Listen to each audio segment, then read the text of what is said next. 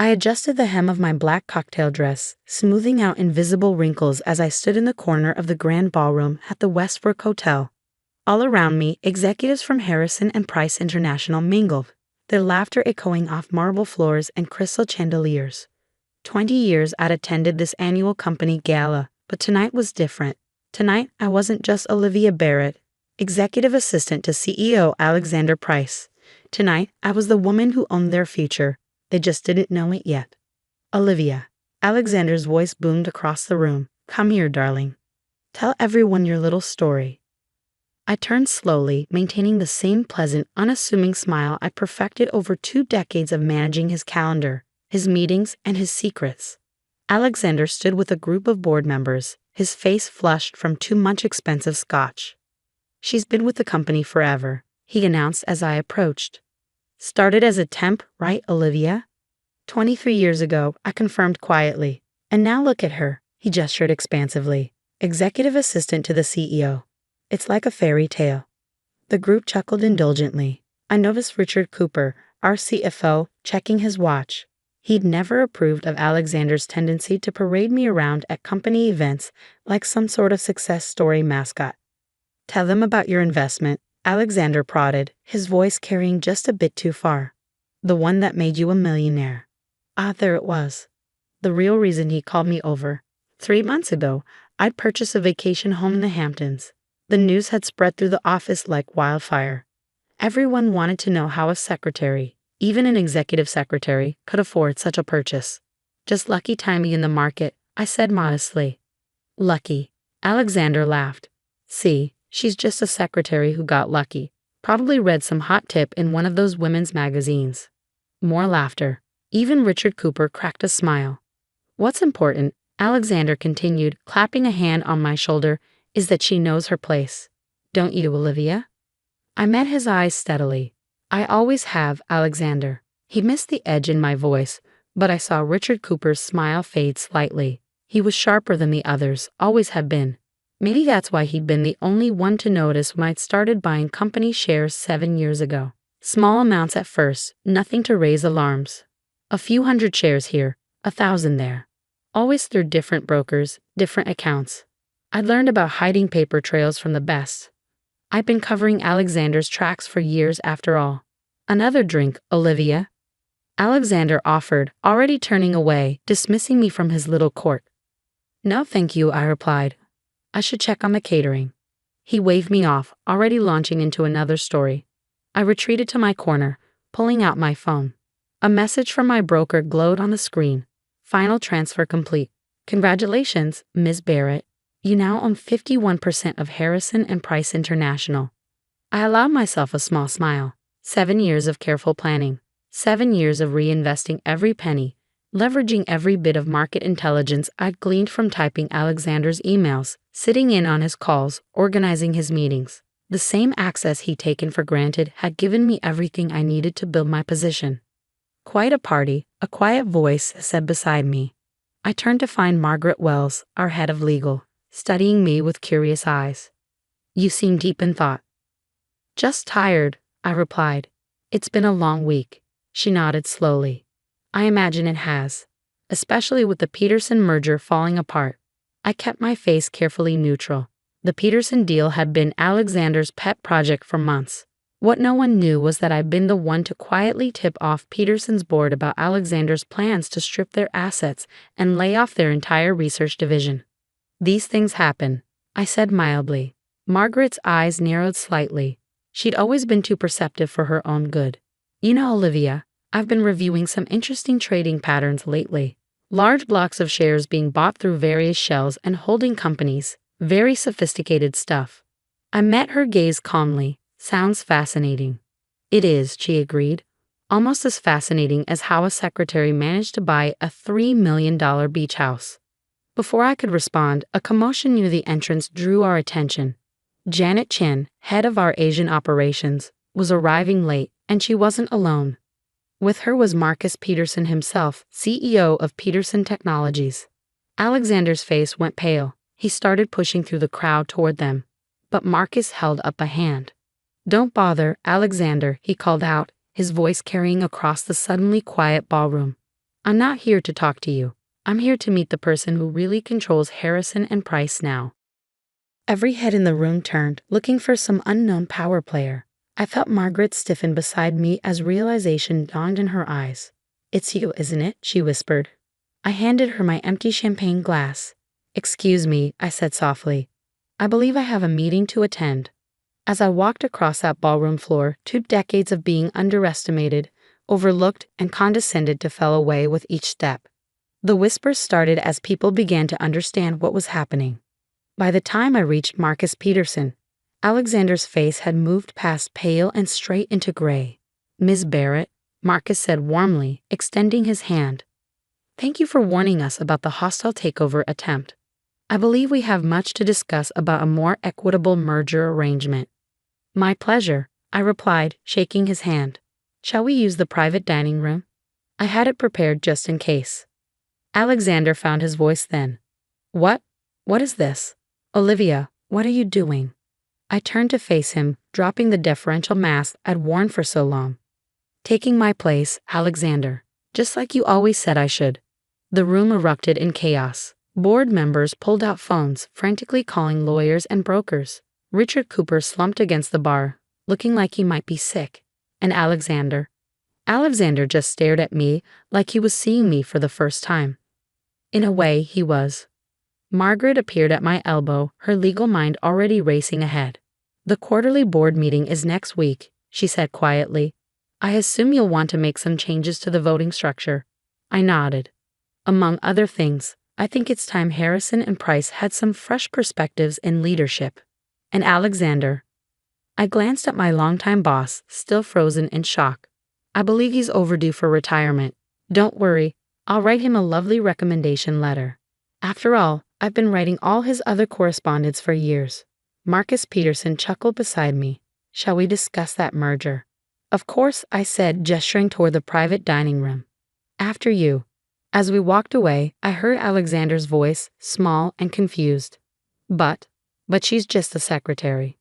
I paused at the dining room door, looking back at him one last time. "No, Alexander, I was never just a secretary. You just never bothered to look past the title." The door closed behind us with a soft click, leaving the chaos of the ballroom behind. 23 years of playing the perfect assistant, and in one night, everything had changed. Well, not everything.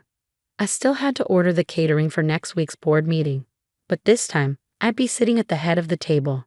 As I took my seat across from Marcus Peterson, I pulled out my phone and sent one final message to my broker: "Begin phase 2. The real work was just beginning. After all, I hadn't spent 7 years building my position just to maintain the status quo. Harrison and Price was about to undergo some major changes. And this time, I wouldn't be taking the minutes. I'd be calling the shots. The morning after the gala, I arrived at Harrison and Price's headquarters at exactly 7:00 a.m., just as I had for the past 23 years. The security guard did a double take when I stepped out of a chauffeur-driven Mercedes instead of my usual modest sedan. "Morning, Miss Barrett," he stammered, quickly opening the door. Ma'am, Olivia is still fine, George," I said kindly. After all, he'd been the one who'd always saved me a parking spot close to the building on late nights when I was the last to leave, long after Alexander had gone home. The lobby was already buzzing with nervous energy. News travels fast in corporate America, and the events of last night's gala had spread like wildfire. Junior executives huddled in corners, whispering behind coffee cups. Administrative assistants traded wide-eyed looks as I passed. I walked to the executive elevator, the one I'd never been allowed to use despite managing the access list for 2 decades. As the doors closed, I caught my reflection in the polished steel. Same elegant blazer and pencil skirt I always wore, but today they were Chanel instead of department store brands. Small changes, just enough to signal that the rules had shifted. Alexander's office, my office now, was dark when I arrived. His secretary Janet's desk was empty too. On any other Monday, I'd be at my old desk outside, preparing his schedule, screening his calls, making his coffee just the way he liked it. Instead, I used my key, the one he never knew I had, to unlock his door. The room still smelled of his cologne and stale cigar smoke. I walked to his desk, running my fingers along the polished mahogany. How many times had I stood here, taking notes while he held court. My phone buzzed. A message from Marcus Peterson, Wall Street Journal, running the story in 30 minutes. Ready? I smiled, settling into the leather chair. Ready. At 7:45 a.m., exactly 15 minutes before the markets opened, the story broke. Breaking. Harrison and Price International undergoes shocking leadership change. Secret majority shareholder revealed as CEO's former secretary. My phone exploded with notifications. First came the panicked texts from board members, then emails from shareholders, then calls from every major news outlet in the country. At 8 a.m. sharp, Alexander burst into the office, face red with rage. He stopped short when he saw me in his chair. "Get out," he snarled. "This is my office." I didn't move. "Actually, Alexander, this is the CEO's office. And according to the bylaws you never bothered to read carefully, the majority shareholder has the right to appoint the CEO. Would you like to see the paperwork?" "This is impossible," he spluttered. "You're nothing but a—" "Choose your next words very carefully," I cut in, my voice silk over steel. "They might be your last ones as an employee of this company." He deflated slightly, sinking into one of the visitor chairs, the same ones I'd selected years ago when we renovated the office. "How?" he whispered. "How did you do this?" I leaned forward, folding my hands on the desk. "Do you remember the Miller acquisition in 2016? He frowned. "Of course. One of our biggest deals." "Do you remember who found the discrepancy in their financials? The one that let us negotiate the price down by 40%? "I did," he said automatically. I raised an eyebrow. "No, Alexander. I did. Just like I found the hidden value in their Asian subsidiaries that tripled our return on investment. Just like I spotted the patent infringement in their European operations that you used to pressure their board." Understanding began to dawn in his eyes. "For 23 years, I continued, I've watched you take credit for other people's work. I've covered up your mistakes, fixed your errors, and made you look brilliant. And every step of the way, I was learning. About business, about strategy, about power." "But the shares," he started. "Remember all those insider trading investigations you barely escaped? The ones where the evidence mysteriously disappeared? Well, let's just say I learned a lot about hiding paper trails." A knock at the door interrupted us. Margaret Wells entered, carrying a thick folder. "The board is assembling for an emergency meeting," she announced, "and the SEC would like to verify the share transfers." "Everything's in order," I assured her, standing up. Alexander was just leaving, for good. He stood shakily. "You can't do this. I built this company." "No," I corrected him. "You inherited this company from your father, and then you nearly ran it into the ground with your ego and short-sighted leadership. Now you can either leave quietly with a generous severance package, or I can have security escort you out while I read aloud from the file I keep on your creative accounting practices." The fight went out of him all at once. Without another word, he turned and walked out of the office that had been his entire identity for so long. I looked at Margaret. "Shall we?" She nodded, a small smile playing at her lips. "The board is waiting, and they're terrified." "Good," I said, gathering my tablet. "They should be." The boardroom fell silent as I entered. 12 men and 1 woman, all wearing expressions ranging from shock to outrage to fear. Richard Cooper, our CFO, looked like he hadn't slept. "Good morning," I said pleasantly, taking my seat at the head of the table. "I believe we have some matters to discuss." "This is irregular." Thomas Wellington, our longest-serving board member, sputtered. "You can't just—" "I can and I have." I cut him off. "Now we can waste time arguing about it, or we can discuss the Peterson merger and our new direction for the Asian markets. Your choice." Richard Cooper cleared his throat. "I've reviewed the share transfers. They're legitimate.